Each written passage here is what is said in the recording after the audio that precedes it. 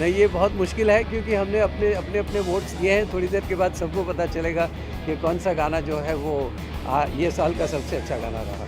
मेरे ज़ाती तौर पे अगर मैं कहूँ तो अरिजीत सिंह के गाए हुए 1-2 गाने हैं इस साल में, जैसे कि अब तुम ही तुम हो, या फिर सावन आया, या फिर मैं तेनू समझावा कि ये सारे गाने उनके बहुत अच्छे थे। जी, श्रेया के 2 गाने बहुत अच्छे थे।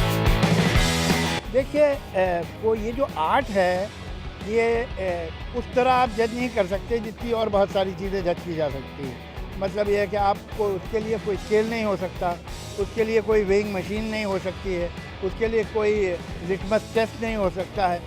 वो तो अल्टीमेटली एस्थेटिक्स की बात है। वो जो अगर बहुत सारे लोग जिनके एस्थेटिक्स को आप मानते हैं, आप ये मानते हैं कि इन्हें इस आर्ट की समझ है, अगर वो मिल के किसी एक आर्ट के प्रोडक्ट को बोलते हैं कि अच्छा है, तो हमें उसकी इज़्ज़त करनी चाहिए। कल एक बहुत ही हसीन सी शाम थी। म्यूज़िक के इतने सारे लोग एक छत के नीचे जमा थे।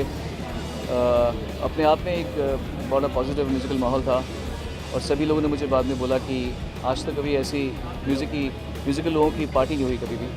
और जिन लोगों ने मुझे शुरुआत में आशीर्वाद दिया, मेरे उस्ताद गुलाम मुस्तफ़ा खान साहब, अमर दीपुर जी और सचिन जी से लेकर आनंद मिलन जी से लेकर बहुत सारे लोग थे जो मेरे शांतनु मोहित्रा, स्वानंद किरकिरे, रुसुन जोशी जी, बहुत लोग, अलका जी, उदित जी, क्या नाम बताऊँ मैं आपको। मेरा ख्याल है सबसे ज़्यादा इम्पोर्टेंट जगह खाने के बाद और नींद के बाद म्यूज़िक की बनती है।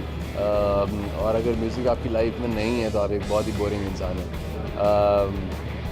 मेरे नज़दीक मैं अगर कुछ सुन ना लूँ या कुछ बजा ना लूँ म्यूज़िक में तो मुझे कंफर्टेबल फील नहीं होता। It has become part of my life और एक रूह का एक हिस्सा बन चुका है। तो इसलिए I think it's very important for everyone to listen to music and no matter what kind of music is it.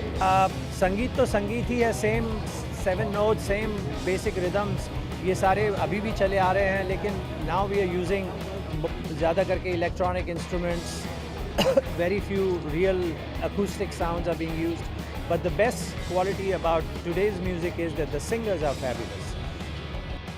And I'm very happy to say that listening to the songs of today, they've got rhythm, they've got melody, they've got words, and if they've got a very special global quality, very special global quality.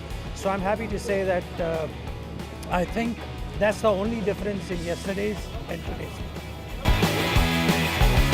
ज़्यादातर जब गाने की बात हो तो obviously slow गाना prefer करूँगी, क्योंकि आई डोंट थिंक मेरे पास वो टेम्पो है एक लाउड एंड थम्पिंग गाना गाने के लिए।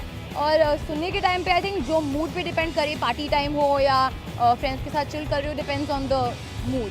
मैं आज परफॉर्म तो नहीं करने वाली हूँ, बट ऑफकोर्स बहुत सारे दूसरे परफॉर्मेंसेज है which I am very excited to see. और होपफुली एक दिन मैं भी सिंगिंग में लाइव कर सकती हूँ गाना। आई डोंट थिंक अभी तक मैं तैयार हूँ, but hopefully one day I will be.